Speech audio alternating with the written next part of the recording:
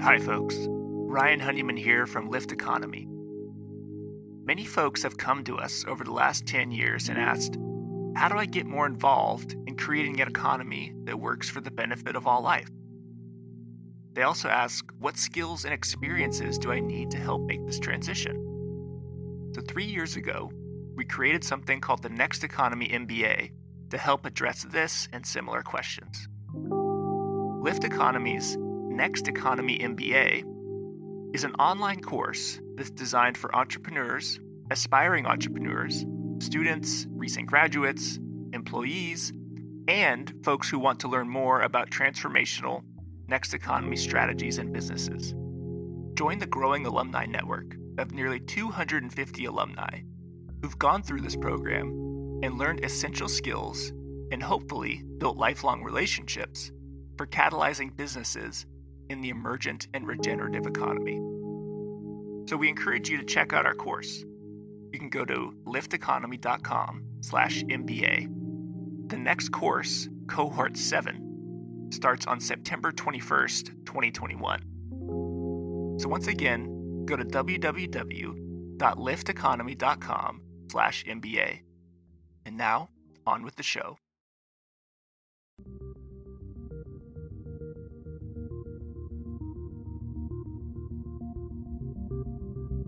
Welcome to Next Economy Now.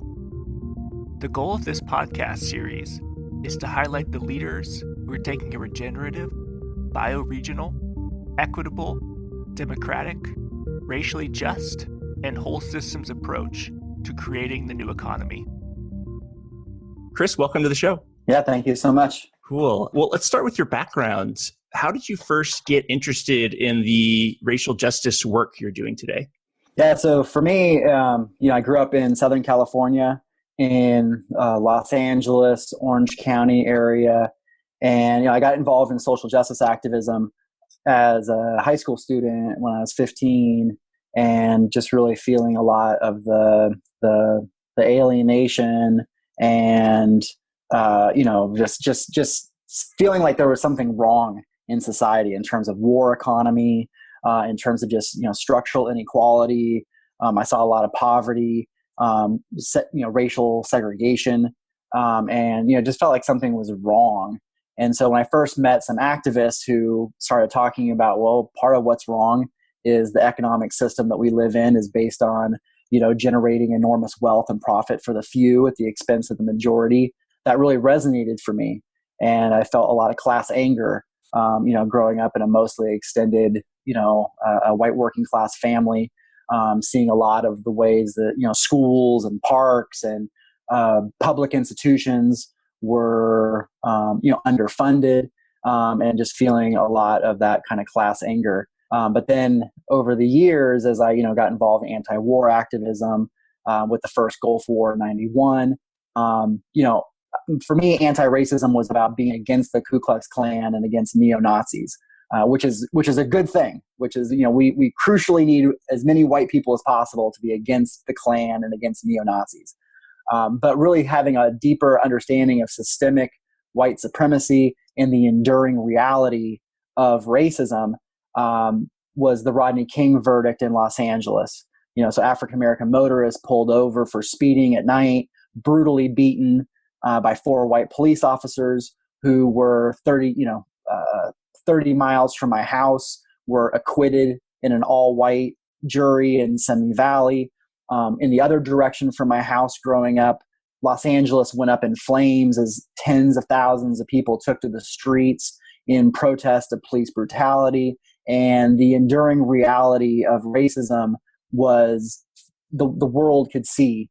And so I had been raised with kind of a colorblind, sort of like, there's racist white people who talk about race, which there was a lot of people in my family who were racist and talked about race all the time. But the kind of idea for if you want to be a good white person is to sort of like not see color, don't really talk about racism, just kind of have these sort of general statements of everyone is equal, but then don't really talk more about it. And so when the Rodney King verdict happened, my whole understanding of sort of like, being in a post-racial, civil rights movement ended racism, that worldview went up in flames, just like Los Angeles was going up in flames. And so out of that came a recognition of the nightmare of racism as this enduring reality in communities of color. But then more and more, as I started learning about racism, was learning about the ways that white people are consciously or unconsciously complicit in maintaining racist power structures within society, and that white privilege and internalized white superiority and these different ways that white supremacy operates to bring white people, particularly white working class and middle class people, in to be either, again, consciously racist or unconsciously good, liberal, progressive white people who want to do the right thing, but have no understanding of how white supremacy operates in society, because we're not supposed to. White people aren't supposed to understand this, aren't supposed to see it, are supposed to react in horror when people of color talk about racism and be in denial, be defensive. And so, as I got more involved in anti-racist work, the more I started realizing how much white supremacy negatively impacts white people and turns white people into soldiers against people of color. And I did not want to be a soldier against people of color. I did not want to see white supremacy continue to fan the flames of resentment and hate in families like mine against people of color, and to actually be able to galvanize the anger that existed in my family about economic inequality, but turn it into a commitment to justice, economic justice, racial justice, social justice, instead of a racist hatred towards people of color. And for people who on the podcast who can't actually see you are a white male.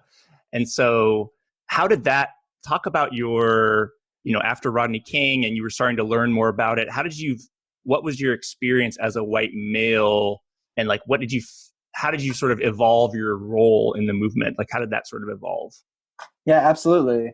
So one of the things that started happening is I got involved in multiracial alliances for immigrant rights, against police brutality, and there would usually be as majority people of color coalitions on campus where I was starting to get active in community college or in community alliances.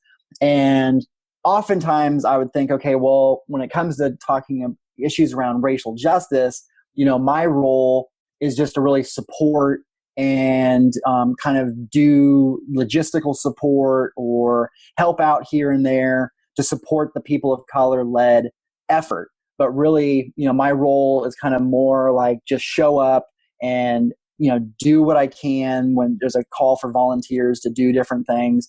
But kind of this like, just shut up and learn, which is an important thing for a white man to start to think about is, okay, just realizing how much I didn't know about the history of people of color, the history of people of color social justice organizing, different ways of thinking about leadership and coalition building that came out of people of color led organizing.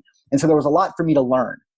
But pretty quickly in doing this work, one of the things that happened was people of color starting to say, you know what, we need more and more white people to speak out and bring leadership in white communities around racial justice, because the majority of white people are told that people of color are your enemy, that racial justice means taking away your freedoms, your rights as a white person, that when people of color say they want equality or civil rights or dignity, that comes at the expense of white people.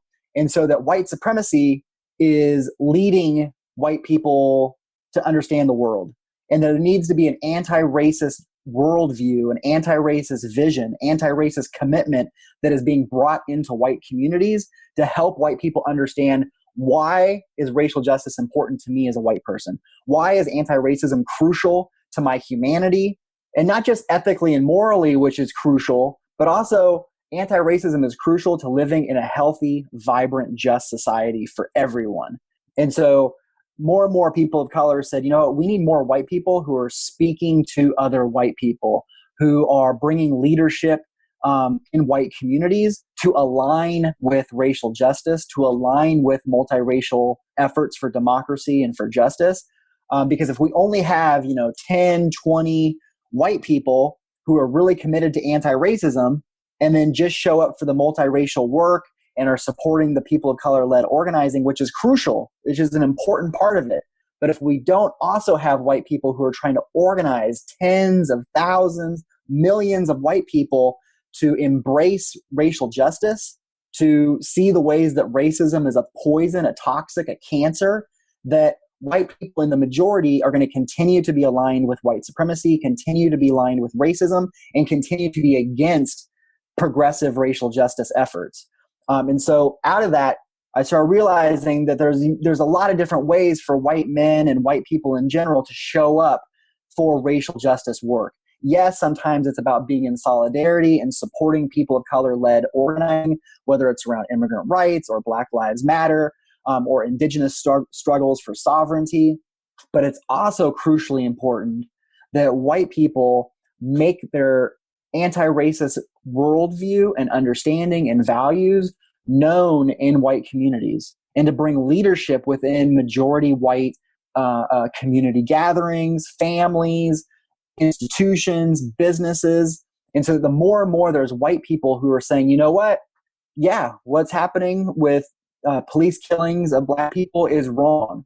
Or, you know what? I support the NFL players who are taking a knee during the national anthem. This is why I think that what they are doing is so important and why I am with them. Or, just a whole variety of ways of speaking out for racial justice, but also trying to figure out what are ways to really truly resonate with the hearts and minds of other white people. Because white supremacy is telling white people every single day that racial justice is your enemy, that people of color are trying to either trick you or take something from you. You know, Obama as president is trying to take all your hard-earned tax dollars and just give it out freely to people of color who aren't working hard, who are just taking advantage of you. Those stories are being told in white communities all the time. Or even for progressive liberal white people, the story is being told of, you need to go help people of color because people of color don't know how to help themselves. They're so deprived. They are so under-resourced that you need to go out and save them. And so these stories, I think that's really, and so that story of, for good liberal white people to go save people of color is another way that white supremacy creates this idea that white people, again, are superior, that white people are the ones that have all the answers, have all the best ideas. And so that white people just need to show up and bring their good ideas to people of color. And so what I started realizing, the more and more I was working in these multiracial coalitions, the more I was, taking, Black history classes, Chicano studies, Native American history classes, the more I started learning and just also just showing up and learning from different community groups that were organizing in communities of color, was how much vision, leadership, brilliance, historic lessons and insights for what needs to be done exist within communities of color for white people to actually be able to go listen and learn and expand our own sense of what democracy is, of what a healthy society is, because white supremacy creates a stranglehold on white people's minds, saying that there's only so much democracy, there's only so much liberation to go around, and so you better get yours, hold on to it, protect it, and don't let anyone come and try to take any of it from you. And so a racial justice, people of color centered democratic vision is one of democracy there being enough democracy for all of us, there being enough dignity for all of us, that as you affirm someone else's dignity, your dignity grows as well. And so the sense of collective liberation, as bell hooks and women of color feminists have written about, the sense that our liberation is tied to each other. And so for good liberal white progressives, I understand the impulse to say, like, oh my gosh, I'm starting to realize that there's all this poverty and people of color, the schools and the public institutions so under-resourced and underfunded. I need to go help them. But the racial justice, anti-racist values ask for white people, what is it that I need to learn from people of color? So while people of color have experienced hundreds of years of oppression, people of color have also developed tremendous resilience and leadership and visions and strategies of resistance and an idea of what a different, positive, cooperative, healthy society can look like, that people of color movements and organizations and leaders have so much to bring to an understanding of what a different world can look like. And so for white progressive people to realize that white supremacy has malnourished us, white supremacy has denied access to these visions and these histories and these narratives from people of color, and that part of our role as white progressive people is to recognize how malnourished white supremacy has made us from the histories and lessons from people of color and people of color justice movements, and open our hearts and our minds and our ears to learn from that leadership, to learn about that history, and to realize it's not about white people going and saving people of color. It's about white people breaking down the ways that white supremacy has cut white people off from people of color and taught us that people of color are inferior to white people, that for white progressive people to recognize that as a crucial part of our work to break down these barriers that racism has built up within us and within our communities through segregation, intellectually, cultural, physical segregation, to break down those barriers and to work in solidarity and support the leadership within communities of color, everything from alternative business models within communities of color to justice movements in communities of color. I mean, you said you grew up in Fresno, the Central Valley area. So, I mean, everything from the United Farm Workers and the incredible organizing that has happened within working class organizing in communities of color. There's so much lessons for us.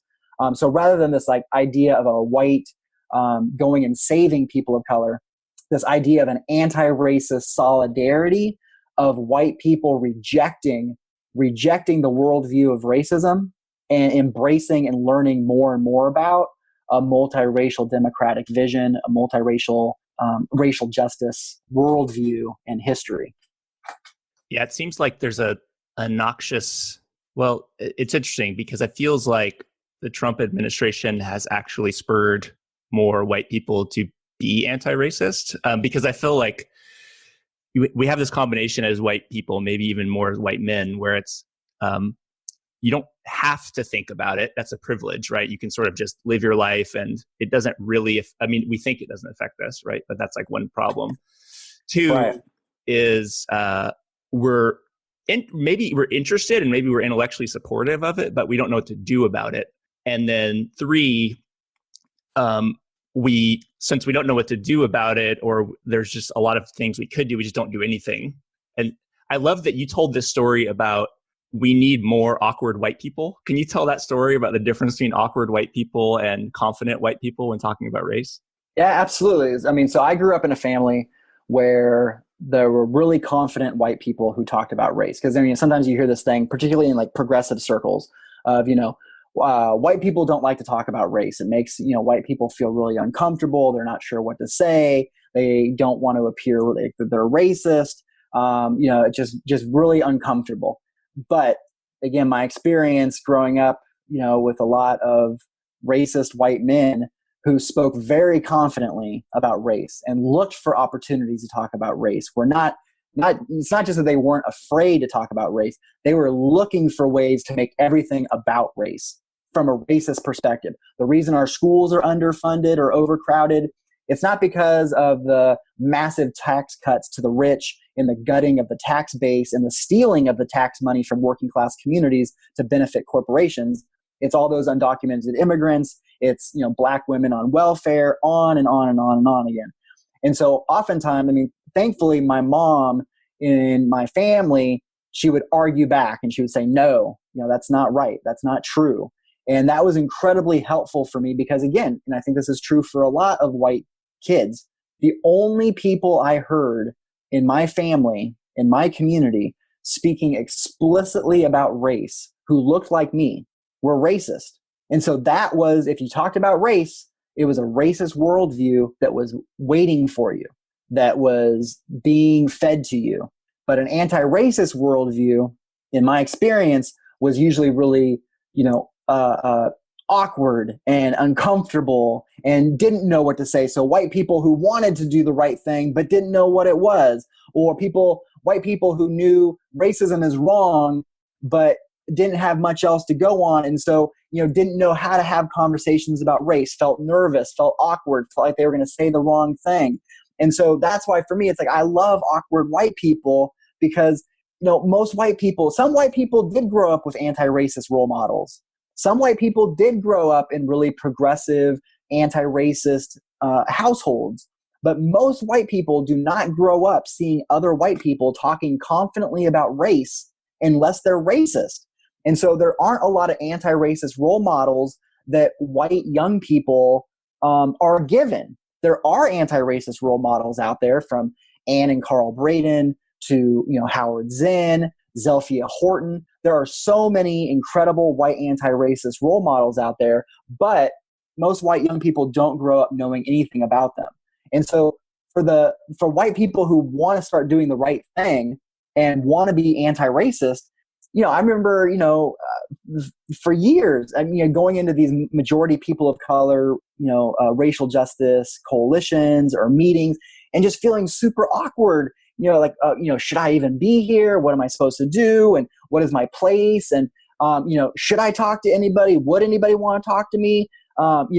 Should I say anything? Will people wonder what I'm doing here? Should I just say, hey, my name's Chris. I know that I'm a white man, so I shouldn't really take up much space, but I just want everyone to know that I'm really committed to anti-racism, and then I'm not going to say anything else Did again. People push back on you for showing up? Like, what are you doing here? Like, did you actually get that at all? I mean, there were times when, whether it was going into ethnic studies classes, where I'd be one of the few, white people in the class, or I would go to, majority people of color led rally. And so, and again, for me, I was always like, okay, I understand like the importance of having people of color only or Black only spaces, classes, rallies. But what I was looking for were the opportunities where it was, people of color led, but, white people could also participate. But sometimes folks who were also there to participate, they see a white guy who's, sitting in the class or at the rally and are kind of like, okay, well, what is this person doing here? Like, do they, sometimes even wondering, like, does he even know what he's here for? And I understand that, because, a white man I was just at a rally recently, people of color led rally. And I was part of a team that was helping to keep the safety team, just kind of, helping to support the rally. A young white man showed up, and it was in a state where you can open carry. And so it was a young white man showed up, and he was wearing kind of a Confederate style hat, and had a handgun on his, around his waist. And, so, a young white guy shows up, and immediately I'm like, okay, I want to make sure, is this person safe or is this person dangerous? Because, a white man cannot be assumed to be safe. Generally speaking, it's a reasonable thing to assume that a white man showing up in a people of color led space is dangerous, is there to be an adversary, is there to be disruptive, at the very least. So I understood why people would be questioning who I am. So, but over time it was like, at first it was sort of like, well, I'm just this individual. I'm just this why are you making all these assumptions about who I am? I'm just this individual person. But then it was realizing there's a history of white people. There's a history of white men in particular, of committing horrendous violence in communities of color, against women, against LGBTQ people. And so that it's not about everywhere I go, I have to prove myself in terms of then, going out to people and being like, hey, I just want you to know that I'm like a really good white guy. But when I show up into spaces, being able to understand that, okay, there's going to be distrust, there's going to be skepticism, there's going to be concern about who I am. And so how to just try to be in a space that is in a way that is supportive, that is showing that I'm there in agreement, that I'm there to learn or be in solidarity. And so just recognizing that I need to be mindful of how I show up and how I'm perceived by others. and to realize that being perceived negatively as a white man is a totally rational, completely understandable place for most people to be. And so being able to then, as a white man, have some humility around, no, I'm not just this individual, and I'm not just this, I've done so many great things, and, look at me. But being able to be like, you know what, I'm just another white guy showing up where distrust is understandable and makes a lot of sense. And so over It's time, what to communities of build color have to deal with on a all the day-to-day time, basis. And so when you all the walk time. away from the rally, you're still a white guy that everyone goes back to trusting on a default basis. Exactly. Yeah. Exactly. And so being able to just recognize that relationships take time. Relationships, building community, building trust, building alliances. These things take time. But one of the things that I realized, and sometimes this can sometimes seem counterintuitive, the more I did work in white communities against racism, and spoke and worked with and started bringing more and more white people into racial justice work, into solidarity around immigrant rights, into solidarity with Black Lives Matter. The more I was working with white people around racial justice, the more my relationships built with people of color and organizations of color to build those kinds of alliances. Because a lot of times for folks of color, they'd be like, okay, well, we don't want just more white people to show up and just sort of be waiting for people of color to say, you know what, you're not racist. We see you. You're a good white person. You're okay. You don't need to worry anymore about being racist. And I understand that. I mean, I would show up to things and be like, I hope I'm not racist, and I hope. I know I'm not supposed to want people of color to tell me I'm not racist, but it'd be really amazing if somebody did tell me, because I don't know if I'm racist or not. It's just awkward. And it's confusing. And so for me, it was like, okay, I'm not trying to get people of color to tell me, oh, you know what, you're a good person. My goal is more of how to really listen to what people of color are saying they want and need. And people of color for hundreds of years have been talking about the importance of white people organizing other white people for racial justice, of white people speaking out and taking action in white communities and mostly white institutions, businesses, schools for racial justice, for white people to be in solidarity and support people of color-led movements. And so instead of showing up and saying, to people of color, like, okay, well, what is it that I can do? More of, okay, how can I really take some time to listen to what people of color, leaders of color, justice organizations of color have been calling on white people to do for a really long time.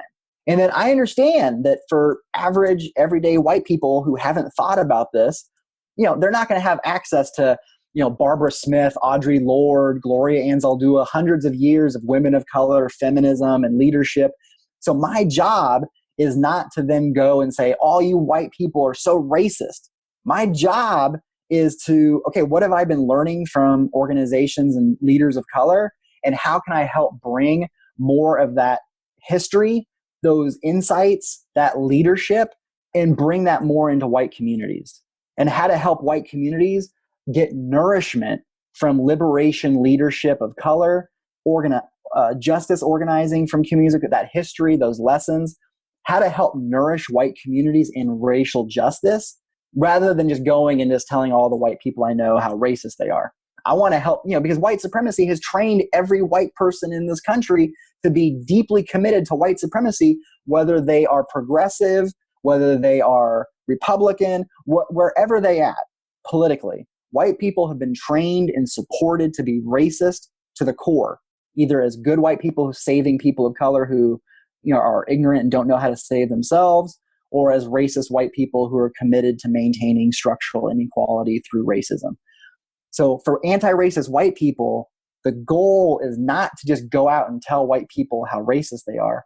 The goal is to help support more and more white people to have a hunger, to have a deep thirst for racial justice, for multiracial democracy, and for more and more white people to see ending racism as part of all of us getting free, as all of us creating economic justice, as all of us creating healthy communities for our kids, for our elders.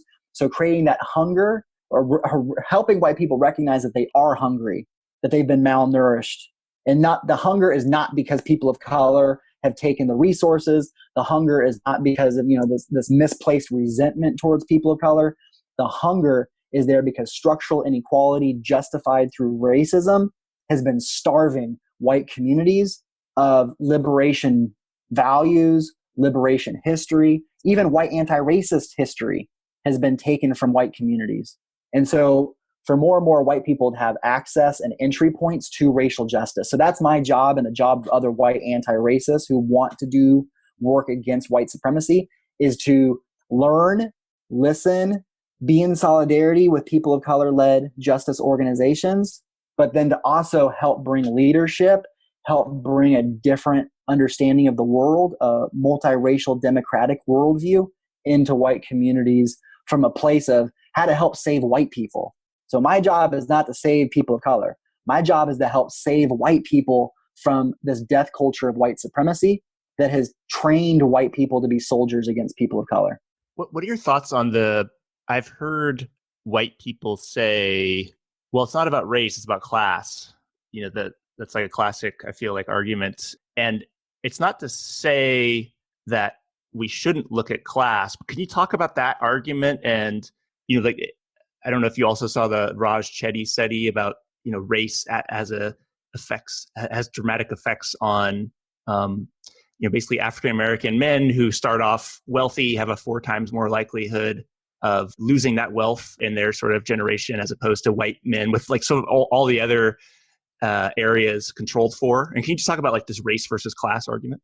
Yeah, absolutely. So the way the United States has organized class is through white supremacy. And so capitalism in the United States developed through enslaved labor of African people and stolen land from indigenous people. That's the basis for the economic system in this country. The enormous wealth generated through enslavement and the massive capital stolen, colonized from indigenous people. And so that creates the basis for a racialized, racist economic inequality. So when people say, no, it's not race, it's class, it completely makes sense around this race-class confusion, particularly in white communities, because, well, for one, white people are supposed to be confused. White people are supposed to be deeply confused about how structural inequality actually operates in this country. And so when people of color start talking about racism, instead of white people having their hearts and minds opened in a way to, those are some deep insights into how we can create a democratic and healthy society, white people are supposed to hear people of color talking about racism as an attack on them. And so white people are raised to be deeply confused about race, but also deeply confused about class. So, in the United States, currently, more, people are told that, almost everyone's middle class. And the way that class operates is mystified. It's like this idea, of rich people, have just worked so hard and everyone else just needs to try to emulate them. I mean, that whole cultural norm around class. And so when I talk with people about race and class, it's really trying to go back to the ways that a lot of, people of color, economic justice leaders and economists have really looked at the ways that white supremacy through enslaved labor, through colonized land, created the basis for capitalism, and that the history of understanding race has really been about dividing indentured European servants from enslaved Africans and indigenous people. And so the first time you have the mention of white in U.S. law, colonial law developing in the United States, was in relationship to separating indentured European servants from enslaved Africans. And so the first time you have, because before that it was like people were English, they were Dutch, they were Christian, they were, they weren't referred to by the basis of skin color.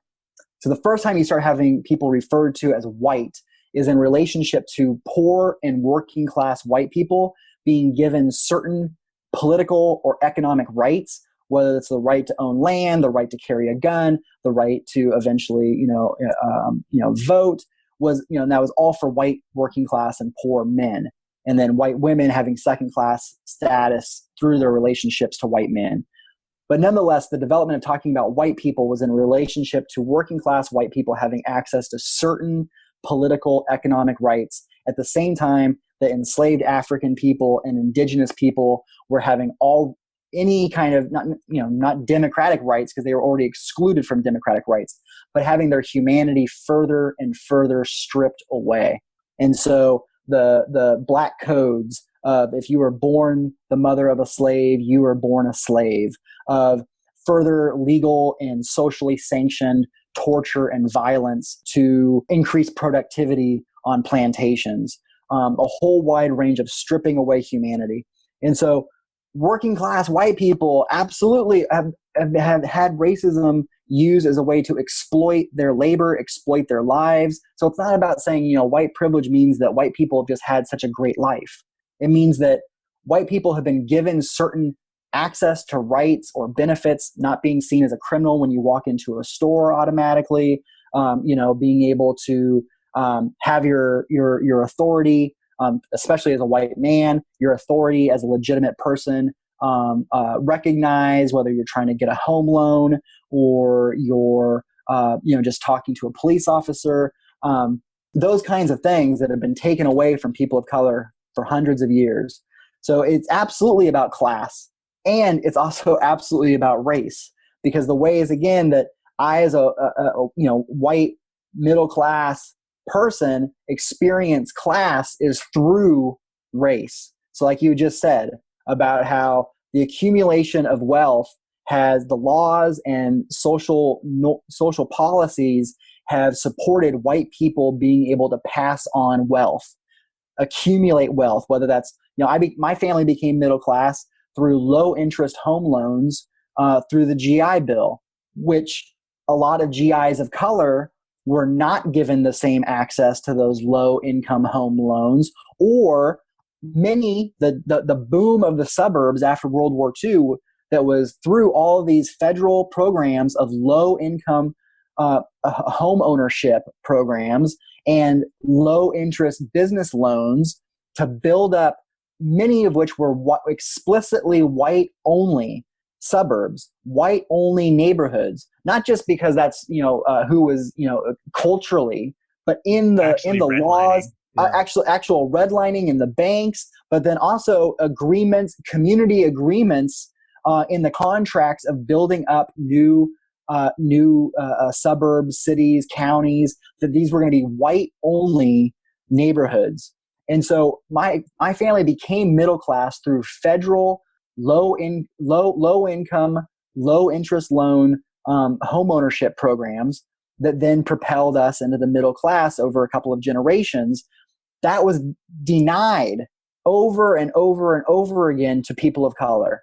Not just denied like being able to buy a home, but again, for hundreds of years, your access to basic democratic rights have been denied. Your access to economic programs that the federal government has provided for white people for hundreds of years, whether it's the Homestead Act of free land for white people who will go out and colonize and take land from indigenous people and build up settlements throughout the West and colonize, Manifest Destiny, Homestead Act, free land. Those kinds of programs were at the expense of people of color.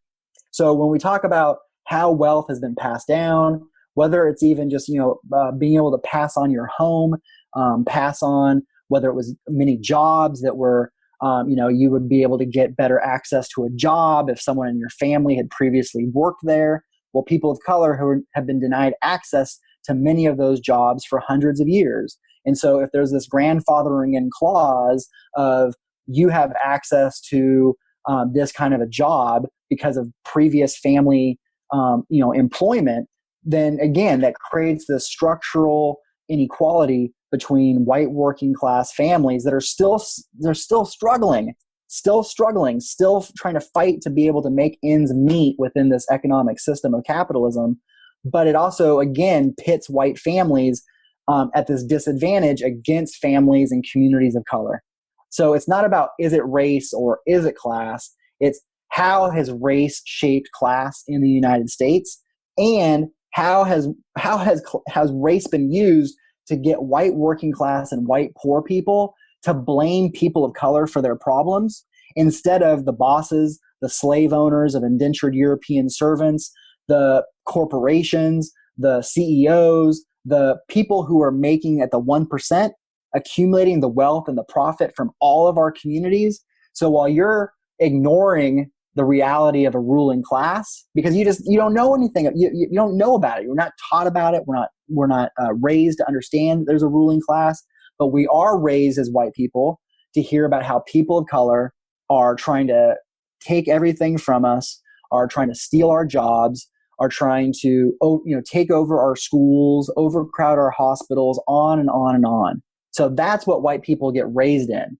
So race is deeply shaped class in this country, and class is deeply organized through white supremacy. So it's not. So I understand the race class confusion, but it's about trying to help, again, what's the history of this country? How has the economic system developed? And how can we create working class, cross-racial solidarity to create economic justice for all? One of the things that I think I've noticed, it's like maybe even a white trait. I was speaking with Debbie Irving. I don't know if you know.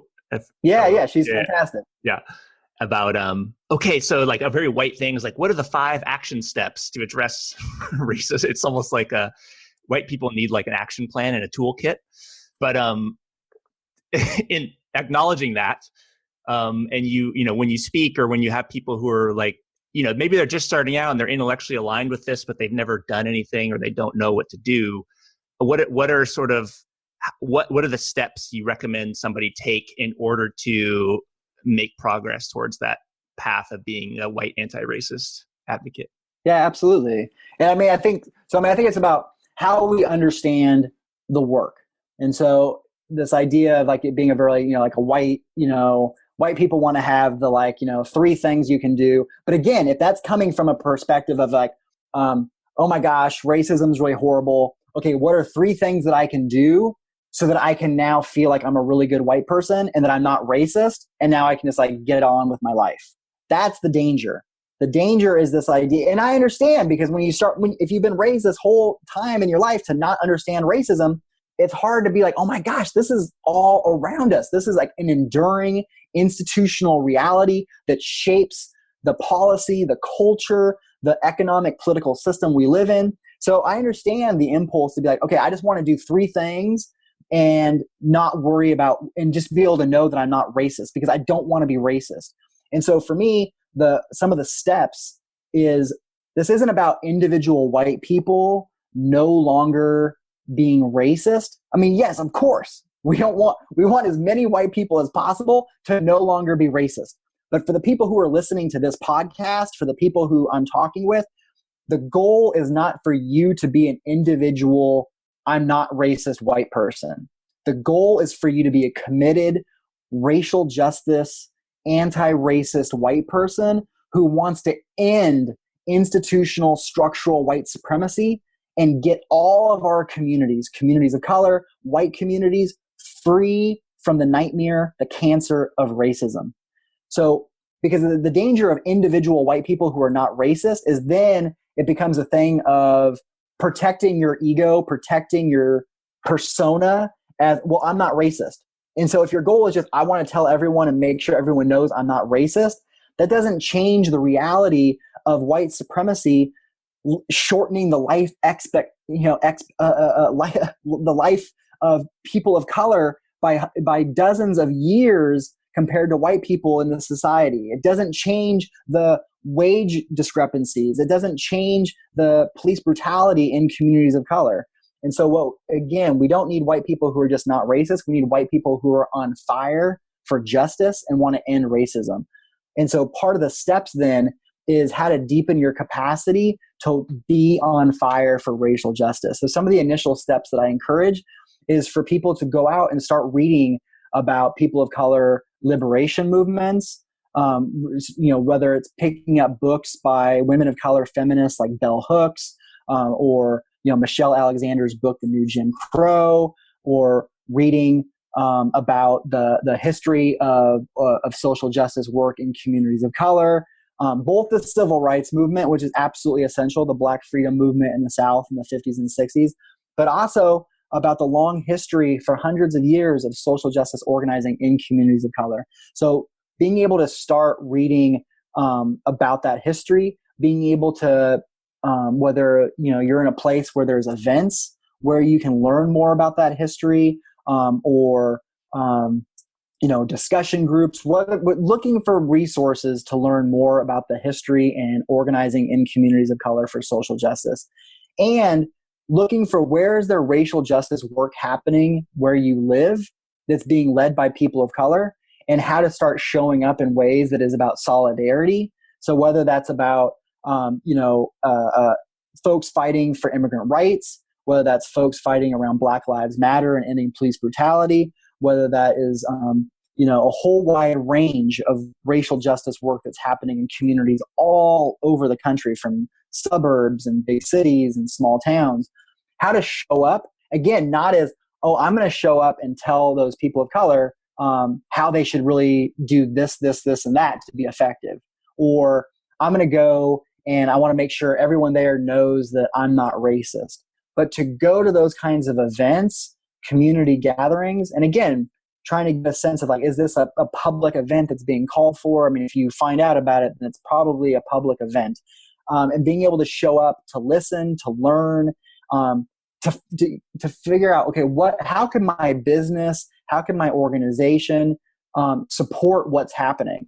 And so businesses being able to support racial justice efforts, whether that's like, this night, this month, this business, whether it's like a restaurant. I know, a lot of different restaurants where to support racial justice, they'll say, like this night, all the, 20% of the proceeds are going to be supporting Mahente, which is a cutting edge national immigrant rights organization that's fighting for sanctuary, that's fighting to create multiracial democracy. And so promoting the organization to the customers who come, being able to then donate money, but again, making that kind of a commitment. So that's just like one example of what some restaurants I know have done. Other businesses, again, making a commitment of, we want to do a fundraiser, we want to help support. But again, even just as businesses speaking out of, we support sanctuary, we support Black Lives Matter, we support, and finding out again how to listen and learn from those kinds of organizing efforts led by people of color, to what are they calling for? What are the demands that they have around policy change in the community at the federal level? How can we support that? How can we speak out and say, you know what, we agree, we're in solidarity with that. But also for white people to take that step of starting to awkwardly and uncomfortably talking with other white people about race and anti-racism. And again, even if that's just at a family dinner conversation where someone starts going on in some racist tirade, even if all you're able to do is say, you know what, I don't agree. I think that's wrong. You're even being able to say that the way that my mom did is going to show it's not just a change. You're not just necessarily trying to change the mind of the person who at the dinner table is going on with this racist tirade. It's that if no one else says anything different, then it gives the impression that everyone agrees. And so for that 6-year-old cousin, the 10-year-old, son or daughter who's at that table and hears that racist tirade and no one challenging it, then they grow up thinking, this is just what white people think. This is just normal. This is just, this is common sense. So to awkwardly and uncomfortably start being able to say no when you hear racism, but also proactively bring up racial justice. Talking about, whether that's a family conversation and just being able to talk about, something in your life. And again, not in some way that you're trying to guilt and shame other people in your family, but in a way of you're being able to speak authentically about something that's important to you. I went to this event that was just like, it was just so powerful. And it was just, I met some folks in the community who I didn't know before. And I learned about, just being able to authentically share important things in your life that bring in a racial justice worldview and values into white spaces is crucial. And I know it's super awkward, but it's important for awkward white people to get awkward and be able to develop our courage and our capacity to speak anti-racism fluently and poetically and powerfully, so that the confident, powerful voices speaking in white communities aren't just the racists. Because we literally need to save the lives, the hearts, and the minds of white people all over this country who are being told right now that the only white people who are for white people is the alt-right, Donald Trump, the Ku Klux Klan. Those are the only white people who have the best interests of other white people in mind.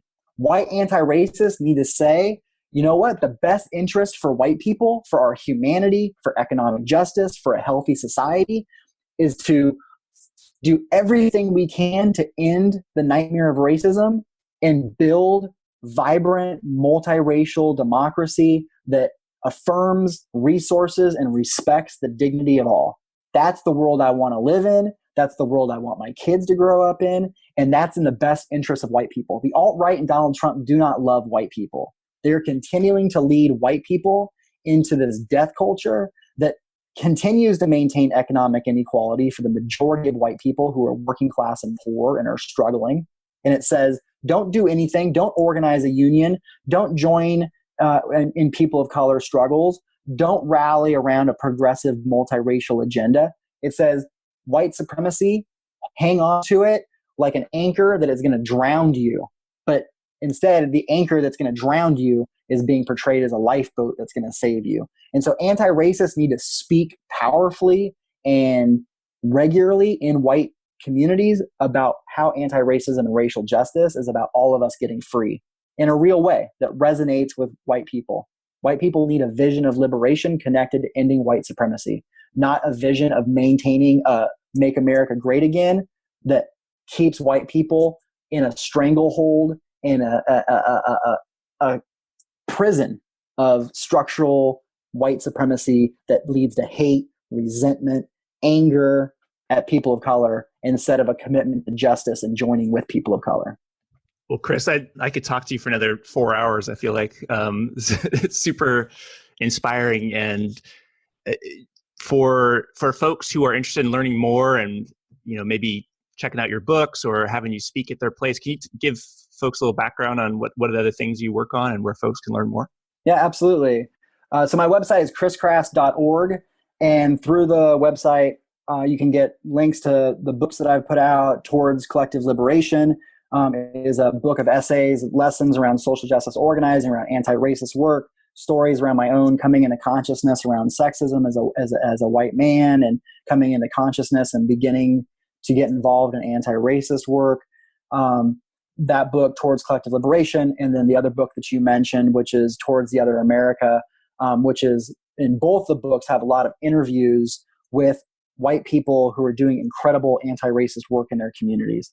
So Towards the Other America interviews with working class organizers in Maine, in California, in the South, who are doing really incredible work to exactly as we've been talking about, how to help more and more white people come into racial justice and anti-racist work, while also working in solidarity and meaningfully supporting people of color-led racial justice work. It's a both and. It's not an either or. It's a both and. So both of those books you can get through the website, but also I do talks and workshops with community groups, with businesses, with schools, with with faith communities, and so would happily come in and do work with your community. It's an opportunity again to bring white people. They're not just for white people, but it's definitely a message geared towards supporting more and more white people to develop a passion and a fire for justice that is committed to ending racism. And so the website has information about that as well. But also just encouraging people to, it's an overwhelming thing thinking about, okay, how are we going to end white supremacy? How are we going to create a cooperative, just economic system? And again, just step by step, the more we move on this path, the more opportunities, the more inspiration, the more lessons we gain. And so Paulo Freire, an amazing Brazilian, social justice educator, he talked about, we make the road by walking. And so as long as we understand the steps this is something you can do. This is something you can do, as being on a lifelong journey for liberation, then offering up action items and steps and toolkits is fantastic. So we're not trying to get a quick fix, because a quick fix is going to leave us stuck where we are. We want a long haul. We're in this journey to get free. And in the process of doing this work, we build beloved community. We build relationships. We build a new authentic connection to ourselves, to the earth, and to what does it mean to be human in these times. And we need that kind of grounding and connections and beloved community to be able to be resilient and powerful in these times. Excellent. Well, thanks so much, Chris. And you heard it here for listeners. Get awkward, white people. That's a good. I love that, because it gives you permission to like move forward. So, thanks again for being on the show, and look forward to following your work in the future.